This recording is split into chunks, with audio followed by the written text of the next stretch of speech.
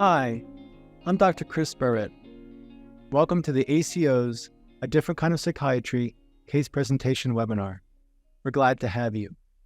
Today's presentation is entitled A Sexually Confused Young Man and is presented by Dr. Edward Chastka. Hello, Dr. Barrett. Hi, Dr. Chastka. Welcome. Thank you. Dr. Chastka is a board-certified medical ergonomist practicing in Wyomissing, Pennsylvania. He treats children, adolescents, adults, and couples.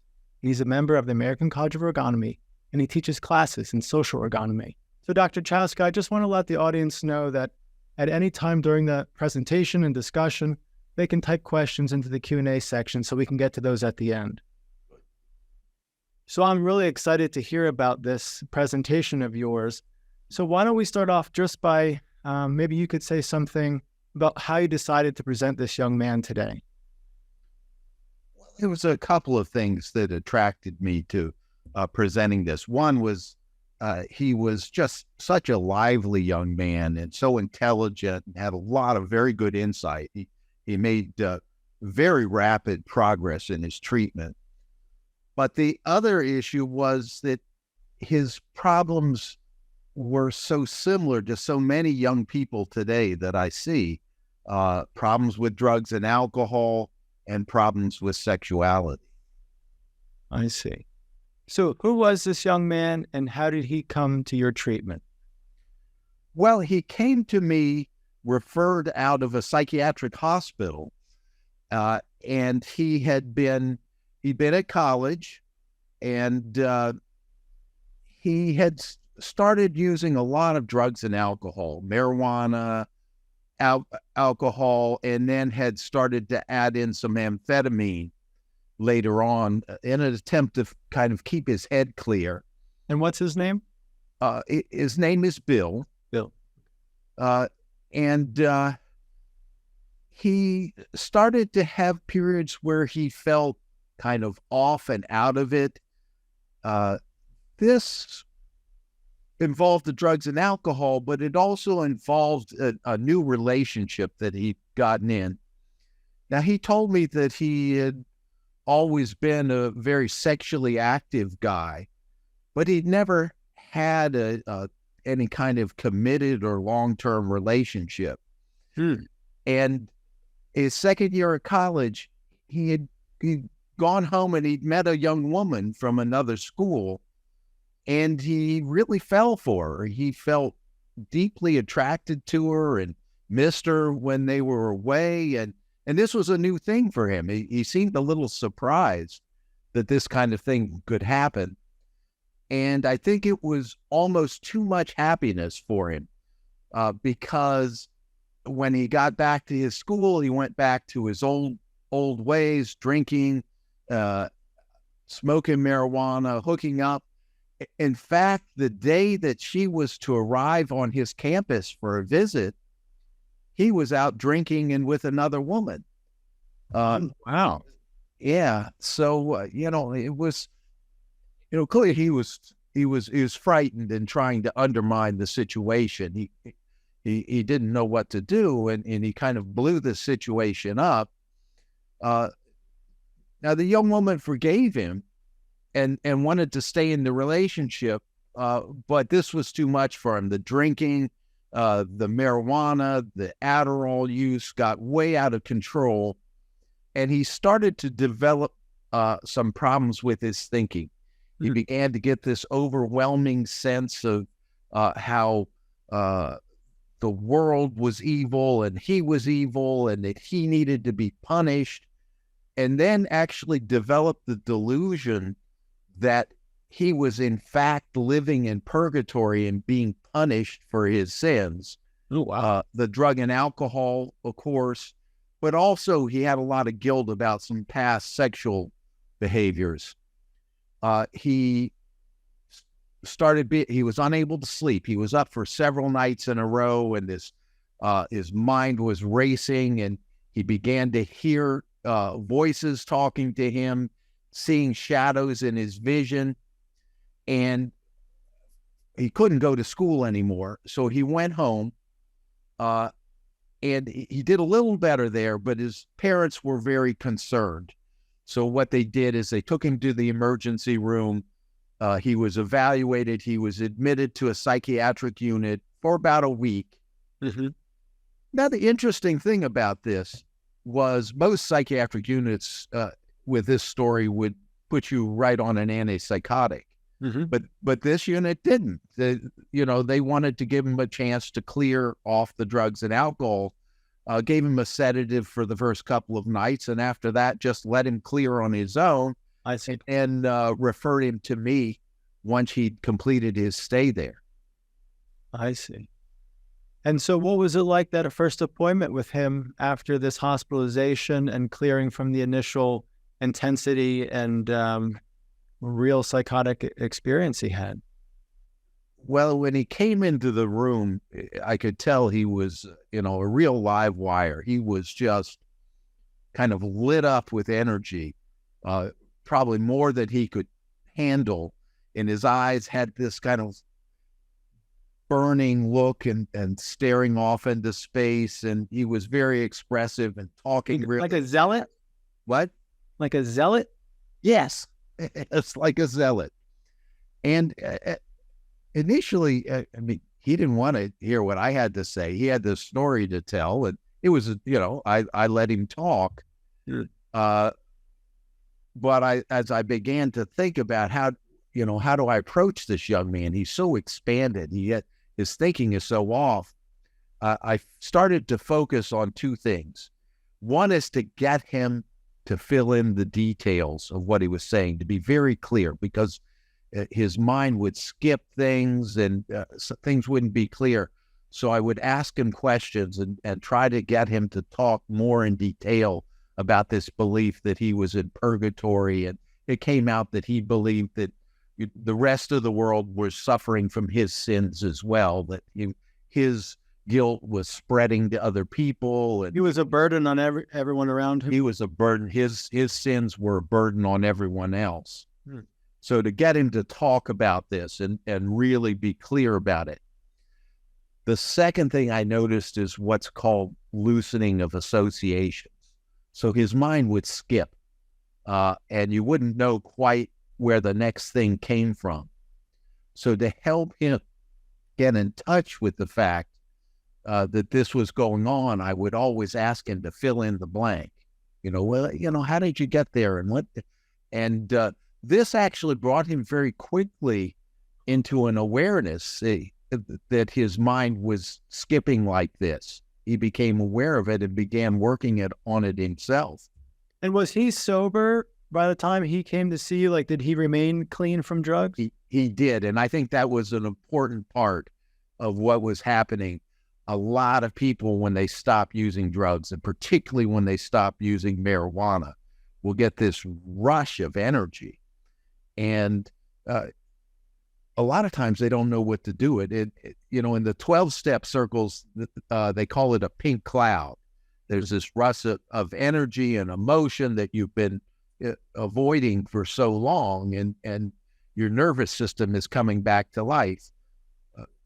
You can look at drugs and alcohol as a way to avoid feeling. When I work with somebody with addiction problems, I always look at why are you using? What is this doing for you? You can't be moralistic about it.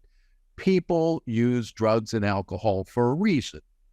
And quite often it's things like anxiety, social anxiety, boredom, loneliness, longing for connection, depression. And so when people stop using, they get this rush of energy back. But also, whatever the original problem was isn't gone. The drugs and alcohol didn't cure it. So in this young man's case, it was a lot of anxiety about social things and about sexuality that he'd been kind of dampening down with these drugs. And now he was flooded with feeling. To his credit, he did not want to take medicine. Now, I would not have hesitated to prescribe it for him if necessary, because it's not uncommon for people in his situation, coming off of drugs, having some psychosis, but he wanted to face his feelings, and it worked out very well. If I could ask two questions. One, did you say he was using Adderall before this episode? Yeah, he had started adding Adderall into the mix. With people who use drugs, the drugs cause a problem, and they'll often add another drug to try to solve that. So he was using so much marijuana and alcohol that he was very foggy all the time, and he began taking Adderall that he got illegally. He wasn't prescribed. And he would use it, and then he would use it at night so he could stay up and drink more and smoke more marijuana. So he added that in, and stimulants themselves can cause psychosis. I'm sure you've run into that issue. Marijuana frequently causes psychosis. Stimulants, even the prescribed ones that are used for ADHD, can cause psychosis as well. Yeah. And now, do you have a sense of, even though he was sober, although, only in the short term when he came to see you, that he was someone who tended to develop a psychotic reaction, or they were exclusively from the medicine? How did you see that? Well, that's a good question.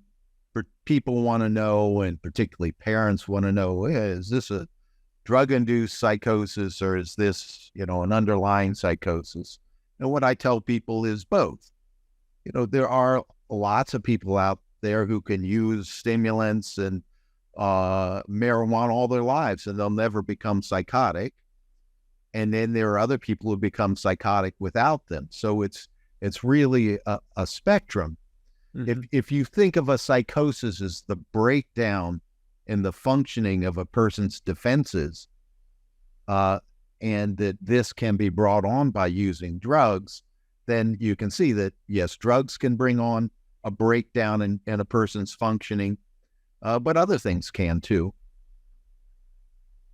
So, and also maybe it'd be good to clarify, a lot of people, I think, do think of medicine being the treatment for someone who's psychotic, whose thoughts are disorganized.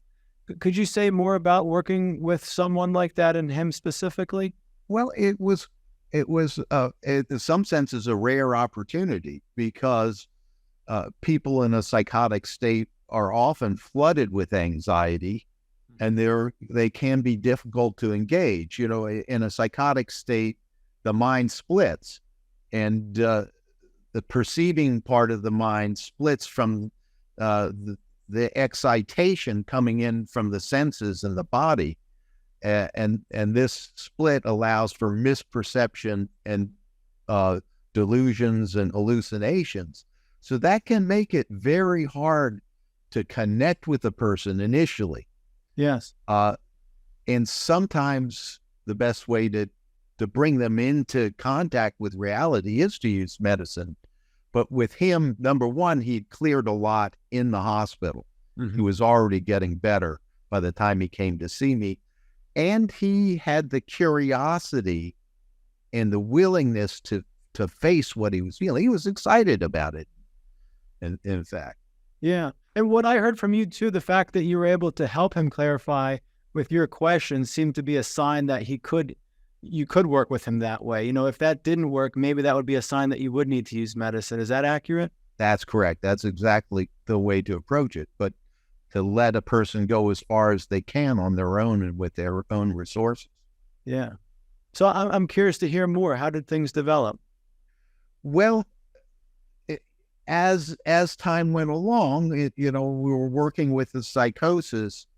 It developed that there was more to the story than just drugs and alcohol, and even the relationship with the young woman. And of course, there always is. He'd been conflicted about his sexuality for a long time.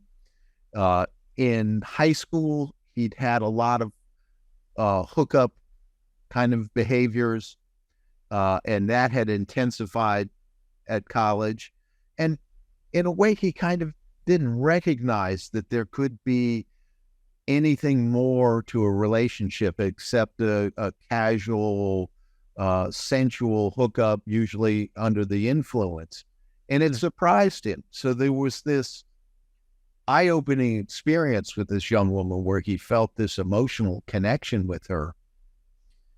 And then even later on in the therapy, it came out that he had been engaging online in some pornographic. For one thing, he'd been addicted to pornography for many years. Pornography, excessive masturbation, and this is a common thing that I see. And in fact, he considered himself more addicted to pornography than he was to drugs.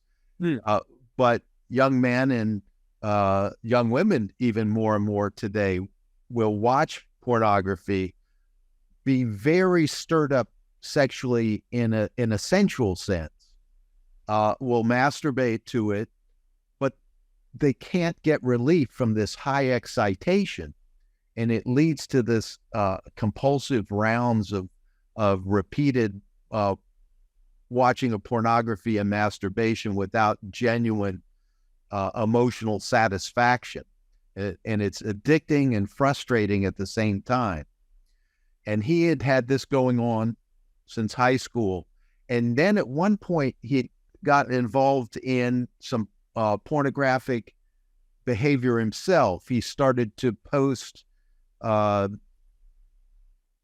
pictures and short videos of himself, initially naked, later masturbating to older men. And he felt extremely guilty about this. We talked about his various experiences, and he said that he had always felt that he was heterosexual, but these behaviors had made him wonder, was he bisexual? Did he have some kind of transsexual identification or what? But that became a little clearer as the therapy went on. But he had this tremendous guilt over what he had done. And again, that had led to increased use of drugs and alcohol, trying to stuff it down. And then later, when the psychosis hit, flooded with guilt. And I think that was a lot of the guilt and the shame over this was, the breeding ground for this delusion that he was evil and had to suffer in purgatory for his sins. I see. And so this was happening when he was in high school and then early college, and this was all something that no one else knew about in his life? He had not been in treatment, and he hadn't talked to anybody about it. His family, or he hadn't talked to his family about it. He thought he could solve it himself, and a lot of people do that. They'll try, I'll use drugs. That'll, that's sort of a subculture in the world today. That you can just use drugs and take care of any problem. Dr. Chastka, you said something about his curiosity, but is it accurate to say there's also an openness to him? Because talking about something that intense, even in therapy, sometimes takes years for people to do. Yeah. Could you comment on that? Yeah, well put. That's really more than curiosity. One of the things that was very attractive about him was his openness. Many times it takes years before someone's ready to talk about their sexuality. Now, part of that was the psychosis. There's this breakdown of normal societal values, and that helped him. But he didn't have a bad reaction to it. Many people, often a psychotic person could tell you all these deep truths about themselves and then become paranoid of you, and, I said too much. This is horrible. I'm a terrible person. He didn't get that reaction. He liked the connection we were developing, and he grew with it. I see. Was there any paranoia involved in his symptoms or involved in his therapy? Limited. Yes, in that, in the beginning, he presented it as a drug and alcohol problem. And then after a while, he knew he could trust me. Then he talked about the girlfriend versus the promiscuous behavior. And then a little while longer, and he talked about the pornography and the masturbation. And the last thing was this exhibitionistic videos that he posted online. I So see. it was stepwise, but really remarkable that someone could go that far and that quickly. Yes, yes. And Dr. Chastka, was he in school still while he was in therapy with you, or did he take time off, or what happened? I advised him to take time off, and he wasn't ready to. He wanted to go back to school, but he wasn't ready. It could have led to another break. It's hard enough to recover from a psychosis and from drug and alcohol use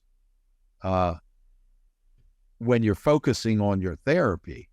But to put himself back in the situation where all this had taken place and where many of his friends were using drugs heavily, and there was this, casual sex type of atmosphere going on, it would have been very risky to him. I advised him, I told him he should take a year off.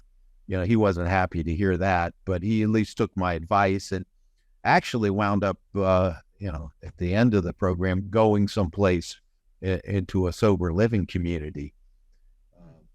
So maybe you could say, very open to my advice. He took it. can you say more about that in terms of, how things progressed in your treatment with him? Well, when we got to the part about the homosexual behaviors, his anxiety kicked up again. And we sat down and we had a talk about it. And I said, you're questioning what your sexuality is. Where are your feelings? Which of these relationships has given you the most satisfaction? Where do you want to put your energy? And when he looked at it, it was really far and away and easy for him to decide that what really interested him the most and gave him the most satisfaction was the relationship with this young woman. Because there was more to it than just hooking up sexually. He really liked her, and this kind of surprised him. He hadn't had that before. But also, he had to learn to tolerate that kind of feeling. Love is a tremendously powerful and expansive feeling, and he wasn't used to it. And he certainly wasn't used to tolerating feelings without drugs. So once he had recognized that this is what he wanted to pursue, then he had to set himself on a path where he was going to be able to tolerate it, tolerate the excitation, to tolerate the happiness. So was he with this young woman while he was in therapy with you? Was that part of his therapy, his continued relationship with her? They continued to have a relationship, but they weren't seeing each other physically. He had he was kind of taking time off from that too to get himself together, and probably rightly so. That again, to jump back into that could have had the same kind of effect on him that jumping back into college did. But they were staying in touch. She was following his progress. I see. So it's a more superficial, limited relationship, enough that he could take that, he could tolerate that. Well put. He backed off a little bit to a level that he could stand and not have to use drugs and alcohol and not have to become psychotic. Wow. Could you say something about satisfaction with love and sex? Because I think that some people may use that term and may have different definitions of it. Yeah. Well, I think that for him and for many people, it's a revelation that an emotionally connected relationship can be much more satisfying in itself, but also can lead to a much more satisfying sexual relationship. So when there's deep love in the sexual act, it's more moving and more satisfying. When I think of satisfying, I think of almost when you're satisfied, you don't want more. It's not like when you were mentioning with pornography where, he's compulsively going for more and more and more. There's some aspect, and I don't think you quantify it. It's different for different people, but there's some aspect of a lull where you're satisfied, you're content. Right. And you let things build up. Yeah. And that's an interesting point about what you said before about them kind of backing off. They jumped into a sexual relationship really fast, and they backed off, and they were starting to talk more to each other. And I think that was a very good thing too. To get to know each other. Yeah, what a concept. Yeah. Wow. And so then what? So we got to this, and I could see his thinking starting to coalesce again. When he'd talk about this sense of being in purgatory, he'd say, well, I realize that's not really going on. I still think it might be, but you could see his mind start to get put back together, his normal mental defenses. And what came out, and I think it was probably something that was part of his character and for a long time, is he was an overthinker. He thought obsessively about a lot of things. Now, this is not something that I would want to stop at that point. This is him putting his brain armoring back together. But he would think obsessively. He'd have to, go into things too much. And I did point it out to him, and he agreed. Yeah, I think too much about things. But at that point, it wasn't a bad thing. It was him developing some armoring and some defenses. Gotcha. Okay. And I think you said something, you alluded to him going to another program or a housing program. Well, he'd been initially resistant to any specialized drug and alcohol treatment. And when he came in and he was in that expansive messianic state, with the glowing eyes and everything, I'm never going to use again. I don't need that stuff. But as he got back to himself, he began to have strong urges to use again, and he was starting to struggle. And at that point, he was seeing a drug and alcohol counselor at the same time. And we got together and we decided that... You and the counselor got together?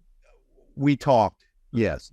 And decided to, he was past the need to go to rehab, but that to be involved in a therapeutic community where he would learn to use belong to the 12-step community and learn how to get support from other people, and the basic structure and its tendency of addiction and how to fight it. And it's really an armoring process, a defensive process of learning that these urges are going to come. They're going to come at you in a disguised way that's going to make it look like it's really the right thing, whether it's, I haven't had any desire to use in so long, so I could just use once, or, I never used this drug, so I could probably use a little of this. And your mind will trick you into relapsing. So if you go and you become part of a recovery community, and you learn about these things and you learn the steps to take, which is to belong, for most people, to belong to a 12-step community, either Narcotics Anonymous or Marijuana Anonymous or Alcohol Anonymous, is a very valuable thing. And to develop the people you can call and talk to about your situation. And working the steps is very valuable too. I happened to see the 12-step program as being a systematic way to reform the normal social defenses, of being honest, of not stealing, not lying, being responsible. And so I encourage patients who have drug and alcohol problems to participate in that. Okay. And there's the idea of the higher power too, which I think is very helpful. The concept of it's important to feel like you belong to something bigger than yourself.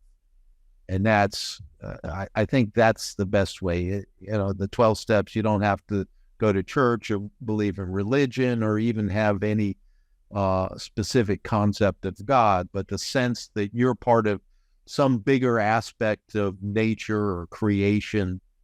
And it fights there's a certain narcissism in addiction that in AA they call it I want what I want when I want it, and that becomes the most important principle in your life. Yeah. And of course that's usually a drink or a drug or and you get into this cycle of just satisfying this narcissistic need, and the belonging to something bigger than yourself helps overcome that narcissism. I hadn't heard it put that way. I like that. It's a good, they have a lot of great sayings that put things in a pithy way. Yeah. Or very much character and analysis. Yeah. So how long was this time that you worked with Bill for, from when he first got out of the hospital to when he went to the sober living? 8 weeks. 8 weeks. So this all of that came out in 8 weeks. 8 weeks. Holy cow. Yeah. He was amazing. He was, and I'm sure down the road there's trouble. He's not through with his, there's going to be issues with mistrust with him. Mm-hmm. There's going to be issues with, cravings for drugs. His mind's going to tell him, he's going to be anxious or lonely or in conflict with his girlfriend or something, and the brain's going to tell him, you get rid of all this if you just get high again. So there's a lot more work for him to do. Yeah. But I think that, for the time we had together, it was pretty remarkable. Yeah. Yeah. Perhaps one day in the future he'll call you again. Yes, I'm hoping so. Yeah, he went out of state, so I can't see him until he comes back in the area, but hopefully will, and hopefully we'll reconnect. We can do a second webinar maybe. Yeah. Have him on. He can tell people about it himself. He's quite articulate. Before I move on to questions from the audience, is there anything else about his treatment progression that you'd like to let the audience know about? Let's see. I guess the one thing that we didn't hit on too hard is the destructiveness of the internet and internet pornography in young people's lives. I know that I work some time at a drug and alcohol rehab. Mm-hmm. And one of the things we do is cut off that connection. There's very limited access to computers, to cell phones, even to TV. And it's remarkable. What do people do? Yeah, they talk to each other. It's the most amazing thing. They talk. They have a service, a non-denominational service, and they have little shows where they sing and get up and talk about their treatment. It's like the old days before we had these things. People talked to each other and entertained each other. Wow. But so many of them, and I always make it part of my evaluation, what's your pornography use? What's your video game use? What's your use of social media, YouTube, your phone? And so many of them, it's a massive part of their lives. In fact, in many young men, the first addiction is video games, even before they touch marijuana. But most of them find that they really appreciate the time away. Someone will complain, but to be away from that phone and the internet, is liberating and a revelation. Do you know with Bill how early he got into pornography, and was that something that came up during? I can't remember specifically. I would guess from the way he described it, probably 13 or 14. I see. Right at the cusp between middle school and high school. And I think that's a very common time. And young people have a lot of access to this stuff on the internet. Children. Yeah. I like what you highlighted, which is it's whether with drugs or pornography or social media and video games, it's not moralistic, but what is this actually doing for you? And are you happy with how things are, essentially? So let's look at some of the questions from the audience. Okay, there's one question here. What role, if any, did his relationship with his family have in the problems he was having? Well, that's an interesting point. I had no contact with his family. He handled this whole thing on his own, which was, that's kind of remarkable itself. It was remarkable itself. And I didn't even think of that until this question came up. But he handled it all on his own. What I do know is that he trusted his family enough to go back there when things got bad. And when they saw the shape he was in, they had the sense to take him in for an evaluation and get him treatment. So to me, that speaks of a pretty good family relationship. But other than that, he handled it on his own like an adult. There's a question here. You mentioned he had 8 weeks in therapy. Do you find young people react more quickly to therapy than older adults? That's a good question. Young people, as in children, yes. Young people, as in young adults, yes and no. In some ways, they're much more flexible, but there's often a mistrust of authority that you have to work through first. Now, with this guy, that wasn't much there, and that allowed his therapy to progress very quickly. But there's a pervasive mistrust of traditional authority now in our society, and that means teachers and parents and doctors and therapists.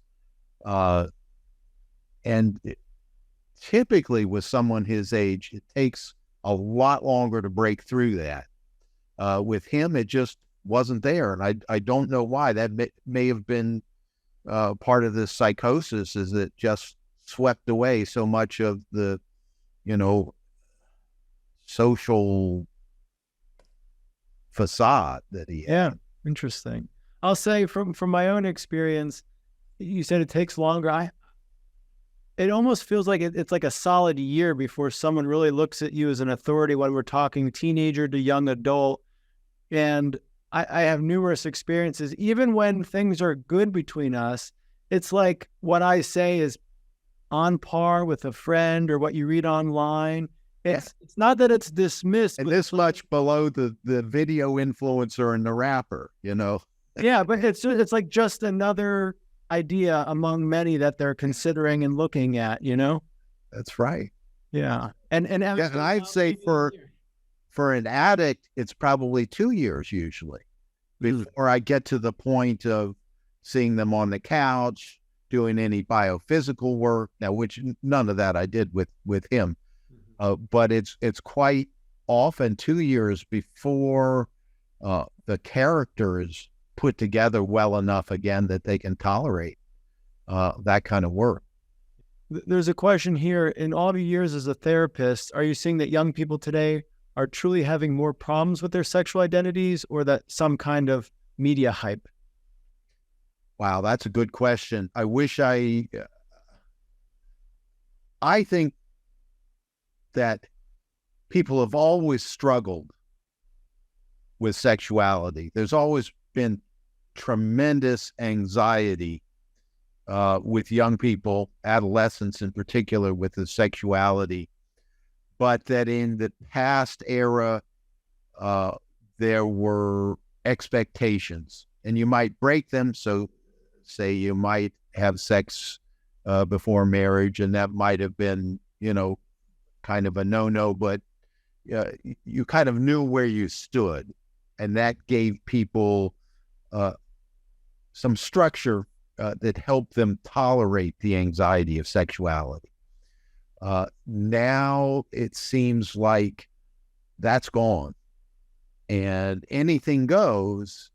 And if anything goes, it's more anxiety provoking, because you've got to decide what goes for you, in addition to any fears you might have about yourself, or about connecting with other people, or about what sex is like, or what my partner is going to think of me. Or so I do think it's worse for them, but I do think there's also a hype, in particular there's a hype of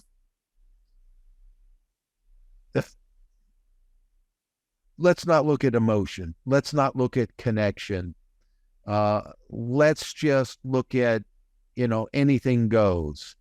And I think that makes the problem worse. Yeah, I like how you put it. I agree with what you said. The old school repressed, very moralistic view of sexuality, even though it had structure that could help, kind of give you guidelines, even if it didn't quite fit how you felt. But now with anything goes, it's just so unclear.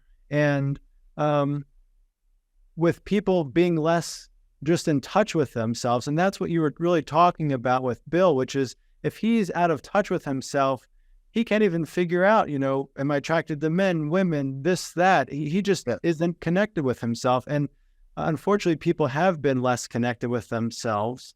And then if you combine being less connected with yourself in a society that's less structured, for better or worse, I think it adds to the confusion.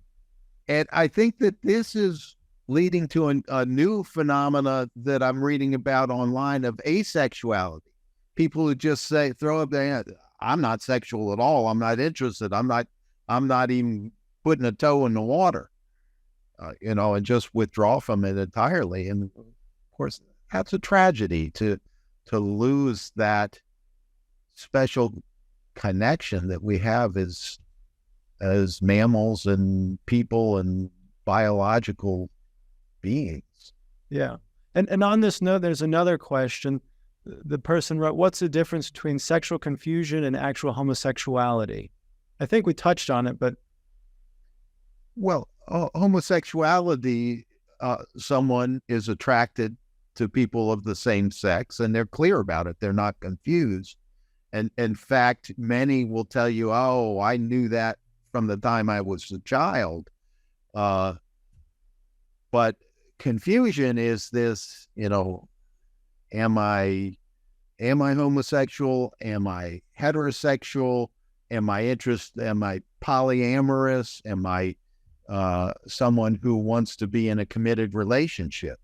This was the confusion he had, and particularly the confusion he just didn't understand about an emotionally committed relationship. Somehow he never said as much, but it struck me as almost it hadn't occurred to him.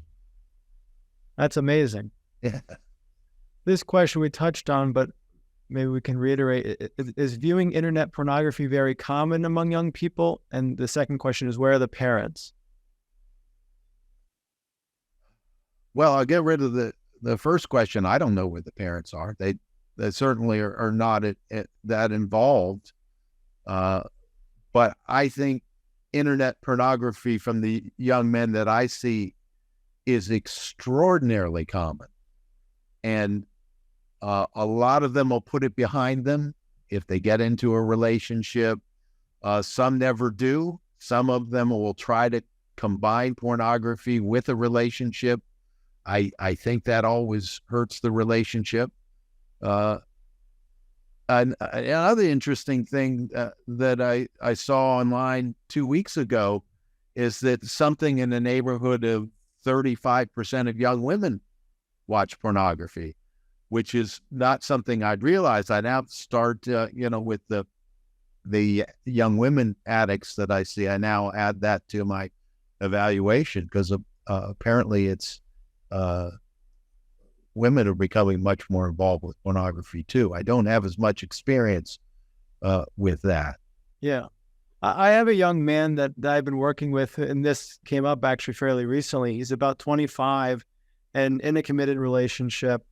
And what was striking about what he said was with his pull to pornography, there was this lack of shame about whatever he'd want to do sexually. He didn't have to bring it out into the open in his relationship. Right. And he doesn't even know if that's acceptable or not. It's just, it can't even come up. There's so much shame there involved. Yeah. But there was also this aspect of it of it's all about me. Like, I don't have to worry about the other person at all. Yes. And that really was striking. Yes. I think you've hit on two very important points. Well, one is it's liberating in some way for people. They, they don't have to worry about their guilt and their inhibitions. But also there's nobody there but a screen. People excite each other. And there's a lot more potential for that if there's two people rather than one. It almost sounds so simple. Yeah. I think one of my mentors, I think it was Dr. Chris, said something about two people, just somehow that seems to be a stable pair, Yeah. 1, 3 doesn't seem to be satisfying, but somehow 2 seems to come together. Yeah, I don't think threesomes quite work out as well either. Somebody's always kind of left out. Yeah. Anything else, Dr. Chastka, you'd like to say before we wrap up this webinar? This has been a wonderful discussion. Just that this young man is such a good example of how far people can go in therapy if they simply trust the process, connect with the therapist, and open up and say the truth. Say your truth and what's on your mind, and it will take you a long way. Wonderful. Thank you, Dr. Chastka. All right. Thank you, Dr. Bird. And thank you to the audience for watching us today, and a special thank you to the donors of the ACO who make our work possible. Our next webinar will be in September, on September 16th, Saturday at 1 p.m. Eastern Time. Dr. Alberto Foglia will present Beyond Tantrums, Connecting with a Troubled 3-Year-Old. We hope to see you there, and in the meantime, you can check out our podcast, the Different Kind of Psychiatry podcast, and read the Journal of Orgonomy. Thank you.